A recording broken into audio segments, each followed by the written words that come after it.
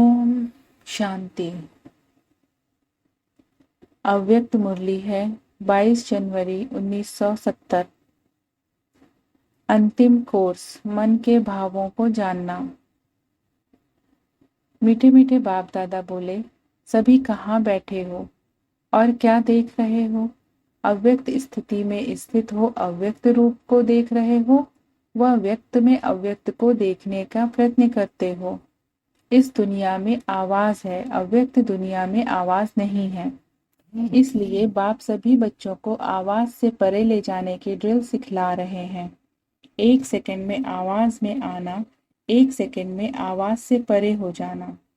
ऐसा अभ्यास इस वर्तमान समय में बहुत आवश्यक है। वह समय भी आएगा, जैसे जैसे अव्यक्त स्थिति में स्थित होते जाएंगे, वैसे वैसे नैनों के इशारों से किसके मन के भावों को जान जाएंगे। कोई से बोलने व सुनने की आवश्यकता नहीं होगी। ऐसा समय अब आने वाला है। जैसे बाप दादा के सामने जब आते हो तो बिना सुनाए हुए भी आप सभी के मन के संकल्प, मन के भावों को जान लेते हैं। वैसे ही आप बच्चों को भी यही अंतिम कोर्स पढ़ना है।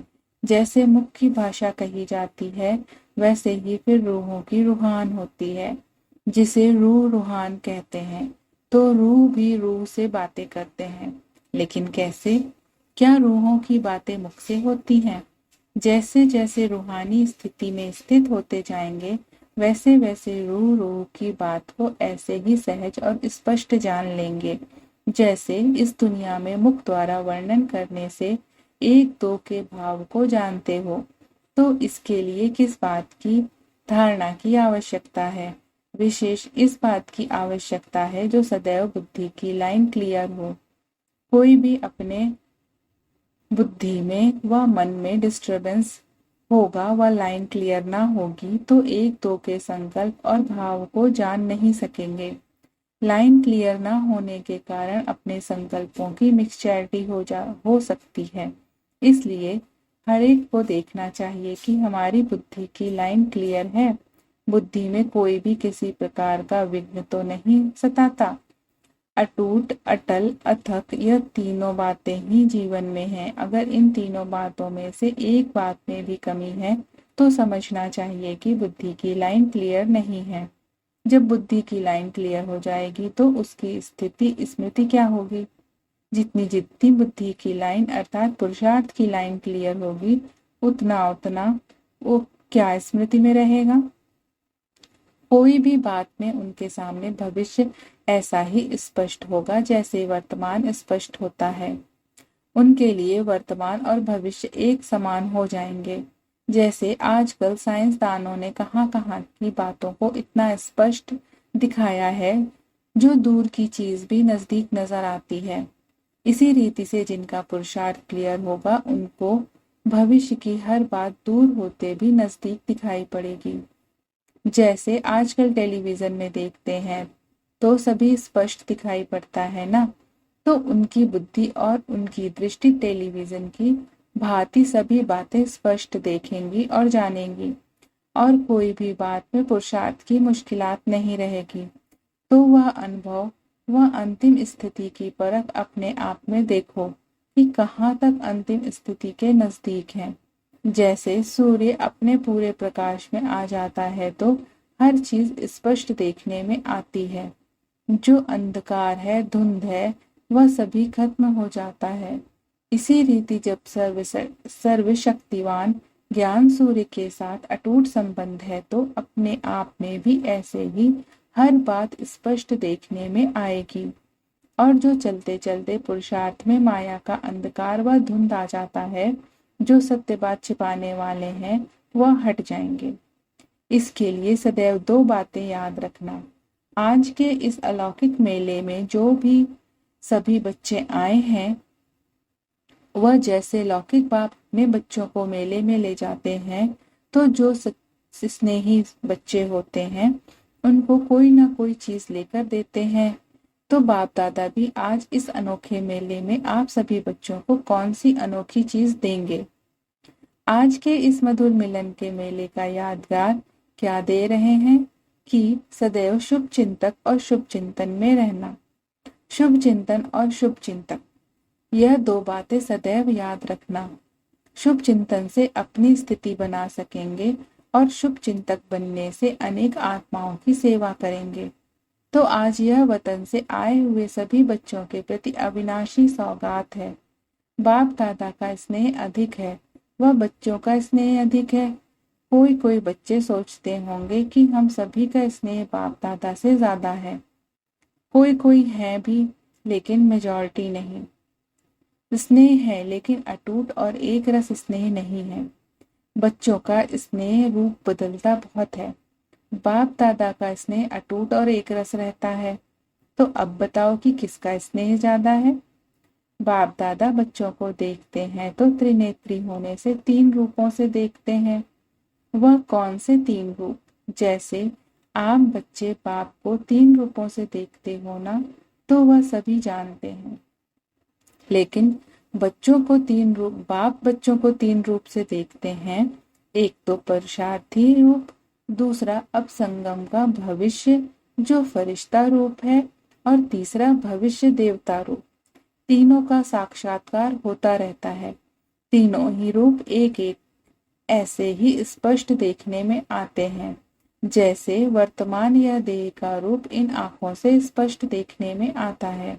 इस रीति दिव्य नेत्र द्वारा यह तीनों रूप स्पष्ट देखने में आते हैं।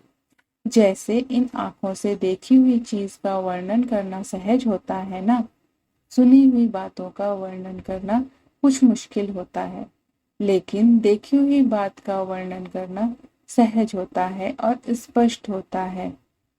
तो इन दिव्य नेत्रों व अव्यक्त नेत्रों द्वारा हरेक के तीनों रूप भी इतना ही सहज वर्णन करना होता है। वैसे ही आप सभी को भी 1-2 के यह तीनों रूप देखने में आएंगे।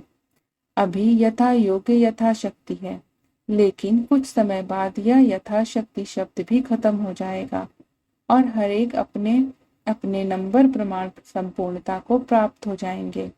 तो बाप दादा आप सभी के संपूर्ण मुखड़े देखते हैं। संपूर्णता नंबरवार होगी। माला के 108 मणके हैं। माला के 108 मणके जो हैं, तो नंबर 1 मणका और 108वां मणका दोनों को संपूर्ण कहेंगे कि नहीं? विजयी रत्न कहेंगे। विजयी रत्न अर्थात अपने नंबर प्रमाण संपूर्णता को प्राप्त हो। उनके लिए सारे ड्रामा के अंदर वही संपूर्णता की फर्स्ट स्टेज है। जैसे सतयुग में विश्व महाराजन तो 8वां भी कहलाएगा, लेकिन फर्स्ट विश्व महाराजन की सृष्टि के संपूर्ण सुख और 8वें के संपूर्णता के सुख में अंतर होगा ना। वैसे ही यहाँ भी हरेक अपने अपने नंबर प्रमाण संपूर्णता को प्राप्त हो रहे हैं। इसलिए बाप दादा संपूर्ण स्टेज को देखते रहते हैं और वर्तमान समय के पुरुषार्थ को देखते रहते हैं, क्या है और क्या बनने वाले हैं। आपने पूछा ना कि वतन में बैठ क्या करते हो? यही देखते रहते हैं और अव्यक्त सहयोग देने की सर्विस करते हैं। सभी समझते हैं कि बाप दादा वतन में पता नहीं क्या बैठ करते होंगे, लेकिन सर्विस की स्पीड साकार वतन से वहां तेज है, क्योंकि यहाँ तो साकार तन का भी हिसाब साफ था, अब तो इस बंधन से भी मुक्त है। अपने प्रति नहीं है, सर्व आत्माओं के प्रति है। जैसे इस शरीर को छोड़ना और शरीर को लेना यह अनुभव सभी को है, वैसे ही जब चाहो तब शरीर का भान बिल्कुल छोड़कर अशरीरी बन जाना और जब चाहो तब शरीर का आधार लेकर कर्म करना, यह अनुभव है। इस अनुभव को अब बढ़ाना है। बिल्कुल ऐसे ही अनुभव होगा जैसे कि यह स्थूल चोला अलग है और चोले को धारण करने वाली आत्मा अलग है। यह अनुभव अब ज्यादा होना चाहिए। सदैव यही याद रखो कि अब गए कि गए। सिर्फ सर्विस के निमित्त शरीर का आधार लिया हुआ है, लेकिन जैसे ही सर्विस समाप्त हो वैसे ही अपने को एकदम हल्का कर सकते हैं। जैसे आप लोग कहाँ भी ड्यूटी पर जाते हो और फिर वापस घर आते हो तो अपने को हल्का समझते हो ना। ड्यूटी की ड्रेस बदलकर घर की ड्रेस पहन लेते हो, वैसे ही सर्विस प्रति यह शरीर रूपी वस्त्र का आधार लिया। फिर सर्विस समाप्त हुई और इन वस्त्रों के बोझ से हल्के और न्यारे हो जाने का प्रयत्न करो। 1 सेकंड में चोले से अलग कौन हो सकेंगे? अगर टाइटनेस होगी तो अलग हो नहीं सकेंगे। कोई भी चीज अगर चिपकी हुई होती है तो उनको खोलना मुश्किल होता है। हल्के होने से सहज ही अलग हो जाता है। वैसे ही अगर अपने संस्कारों में कोई भी इजीपन नहीं होगा तो फिर अशरीरीपन का अनुभव कर नहीं सकेंगे। सुनाया था ना कि क्या बनना है? इजी और अलर्ट। ऐसे भी नहीं कि ऐसा इजी रहे जो माया भी इजी आ जाए। कोई समय इजी रहना पड़ता है, कोई समय अलर्ट रहना पड़ता है। तो इजी और अलर्ट ऐसे रहने वाले ही इस अभ्यास में रह सकेंगे। बाप दादा बच्चों को कोई नया नहीं देख रहे हैं, क्योंकि जबकि तीनों ही कालों को जानते हैं तो नया कैसे कहेंगे। इसलिए सभी अति पुराने हैं। कितना पुराने हैं वह हिसाब नहीं निकाल सकते, तो अपने को नया नहीं समझना। अति पुराने हैं और वही पुराने अब फिर से अपना हक लेने के लिए आए हैं। यह नशा सदैव कायम रहे। यह भी कभी नहीं बोलना कि पुरुषार्थ करेंगे, देखेंगे, नहीं। जो लास्ट आए हैं उनको यही सोचना है कि हम फास्ट जाएंगे।